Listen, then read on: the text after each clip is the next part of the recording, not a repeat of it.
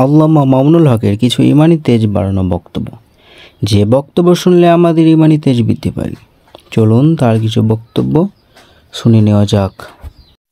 সূর্য উঠবে, সকাল আসবে, প্রভাত আসবে, এটা যতটা নিশ্চিত সারা দুনিয়া জুড়ে সমস্ত জুলুমের অন্ধকার দূরীভূত হয়ে সাম্য, শান্তি, ইনসাফের আলো নিয়ে হেদায়েতের সেই সূর্য উদিত হবে, কালেমার পতাকা উড়বে, এটা তার চেয়েও বেশি নিশ্চিত। কোনটা বলবো কোনটা বলবো না কারো চেহারার দিকে দেখে বলার সময় আমাদের না। আল্লাহর কোরআন যেটা বলবার দায়িত্ব দিয়েছেন, মাথার উপর থেকে ঘাড়ের উপর থেকে কল্লা কাটতে পারে, কোরআনের হক কথা বলা বন্ধ করব না। স্পষ্ট ঘোষণা হলো, নবীর দুশমনের কোন ধর্ম পরিচয় নাই, নবীর দুশমনের কোন রাজনৈতিক পরিচয় নাই, নবীর দুশমনের কোন বংশীয় পরিচয় নাই, নবীর দুশমনের একটাই পরিচয়, ও মানবতার দুশমন, ও বিশ্ব সভ্যতার দুশমন, ও আল্লাহ নবীর দুশমন, সে আমাদের জানের দুশমন।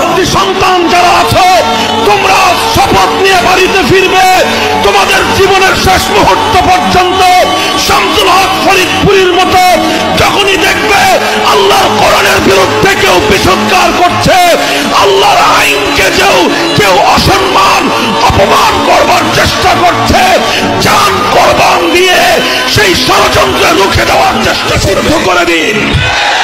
যারা আমার মায়ের বুক খালি করবে, তারা এদেশের শিক্ষাঙ্গনগুলোকে কসাইখানায় পরিণত করবে।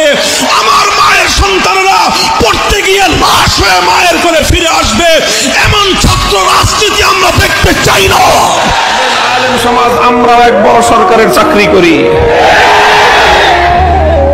আমরাও এক বড় সরকারের চাকরি করি, যেই সরকার শুধুমাত্র আসমান আর জমিনের নয়, বরং আপনাদের সরকারেরও সরকার। বলে